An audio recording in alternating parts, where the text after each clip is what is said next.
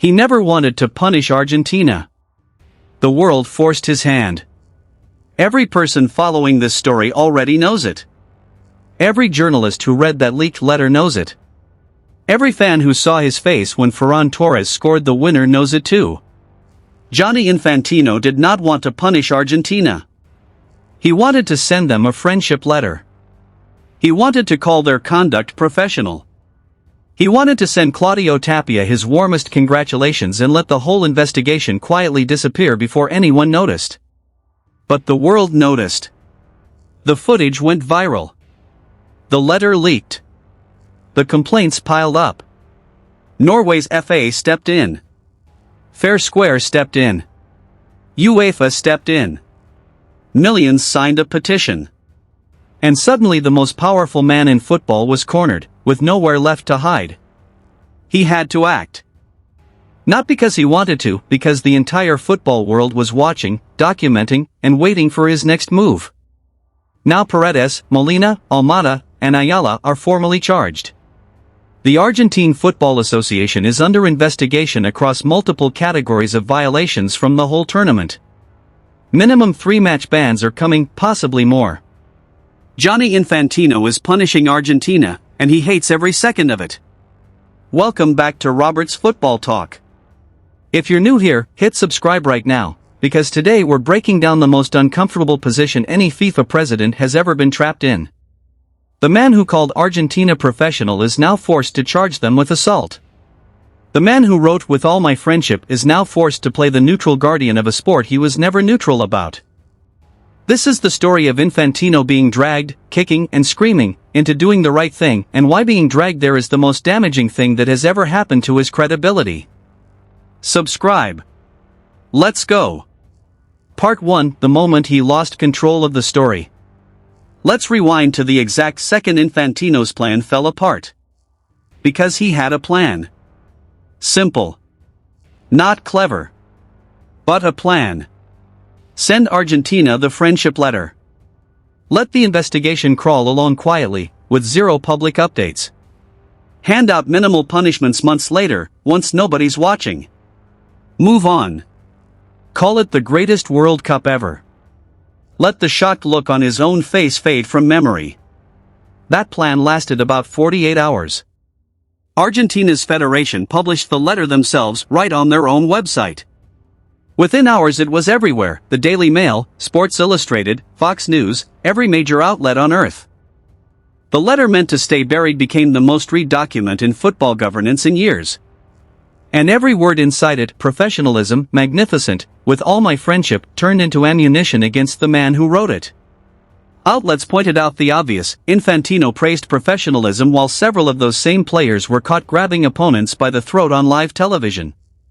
The contradiction was laid bare for the entire planet, full praise, days before formal charges. BBC covered it. Fox covered it. Everyone covered it. The plan was dead before it ever had a chance. So let me ask you, if that letter had never leaked, do you think FIFA still hands down real punishment? Or does this whole thing quietly disappear? Drop your honest answer below.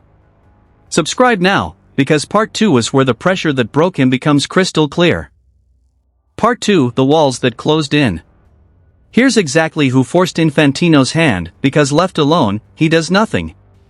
Fair Square filed a formal complaint straight to FIFA's own ethics committee, laying out, in writing, Infantino's lack of impartiality through the entire tournament. The comments, the letter, the face on camera. All documented. All on the record. Impossible to quietly bury. Norway's federation confirmed they were filing their own formal complaint. Not a fan account. Not a hashtag. An actual FIFA member federation formally challenging their own president's conduct. UEFA, representing 55 of FIFA's 211 member associations, called the relationship strained and accused FIFA of crossing a line. That is the most powerful regional body in world football speaking out loud. Then the petition. Millions of signatures demanding Argentina actually face consequences, a message from every corner of the sport that the world was watching and counting. Then the media, wall to wall, pointing at the exact same contradiction, Infantino calling Argentina professional the same week FIFA charged them with assault. And then the footage itself. Paredes grabbing Garcia by the throat on broadcast cameras. Molina's punch on the record. Almada throwing Gianni to the ground from multiple angles. Not rumor. Not hearsay. Evidence that exists forever and can be replayed by anyone, anytime. With every one of those walls closing in at once, Infantino had no room left to maneuver. He couldn't write a friendship letter and then charge nobody. The contradiction would have ended him. So he acted, not for justice, not for accountability, because he had no other move. Part 3, what the charges reveal about what he actually wanted. Here's the tell. Look closely at exactly what got charged. These are the bare minimum charges the footage made unavoidable. Paredes, Molina, Almada, and Ayala charged for the exact acts caught on camera and shown to millions of viewers in real time. Nothing required digging. Nothing required investigation. Every charge lines up with footage that had already gone viral before FIFA even opened a file. Minimum unavoidable charges, built entirely on evidence that was already public. That's what Infantino authorized. Here's what he didn't authorize: no deeper look at Argentina's conduct across the whole tournament. No review of the officiating decisions that consistently favored them. No independent look at referee assignments. No response to the complaints filed by other nations along the way. He charged exactly what the cameras forced him to charge, and not one thing more. That's not the signature of a man who believes in accountability. That's the signature of a man doing the smallest amount necessary to survive. So tell me, does the minimum charge approach restore any credibility to how this tournament was run? Or is it just the least embarrassing option available? Comments, now. Part 4, the champions nobody's talking about. Here's the part sitting in plain sight that nobody wants to say out loud. We're saying it. Spain won the World Cup. Spain are the world champions, and they beat Argentina in the final with one of the most dominant performances a final has ever seen. And Infantino gave them one short paragraph. One paragraph.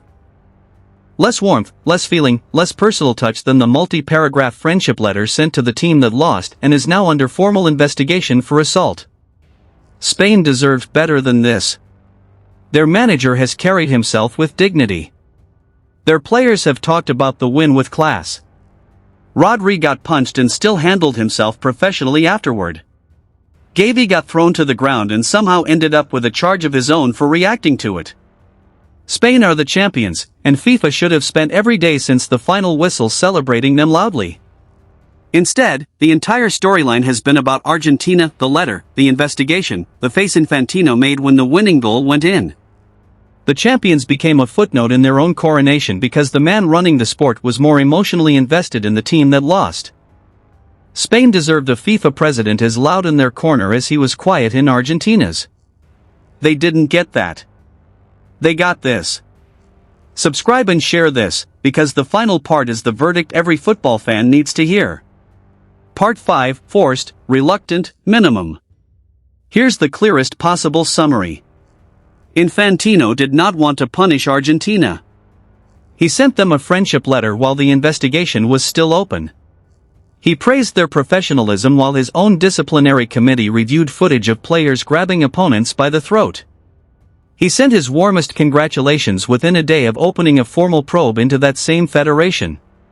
He was forced into charging them, by fair square, by Norway's federation, by UEFA, by millions of petitioners, by every outlet that published his letter, by footage that existed on broadcast cameras and couldn't be argued away. So he filed the bare minimum. What the cameras made unavoidable, and nothing else. No wider investigation. No response to the other complaints. No explanation for the earlier comments. No retraction of the letter. The minimum, reluctantly, under pressure. This isn't the clean, satisfying accountability moment that fans everywhere wanted. This is the messy, forced, bare minimum accountability of an organization that doesn't apply its own standards to itself. Infantino is on the side of the charges now. He has to be, the walls left him no other option. But he's not there because he believes in it. He's there because millions of people and multiple federations made the alternative impossible. That's the difference between justice and political survival. What we got this week was political survival wearing justice's clothes. The world champions deserved real celebration. Every team that faced Argentina deserved real accountability. What they got was the most powerful man in football doing the least he could get away with. That's the full breakdown. The plan that lasted 48 hours. The walls that closed in. The minimum charges that expose exactly what he wanted. The champions nobody's talking about. And a verdict that was survival, not justice. 3 questions, drop all 3 below. Do you think Infantino genuinely wants real punishment, or is this just self-preservation? Does Spain deserve a public apology from FIFA for how this whole story got hijacked?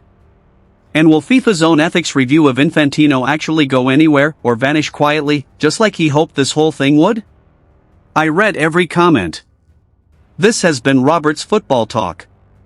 Like the video, share it with every football fan you know, and subscribe, new videos every week. See you in the next one.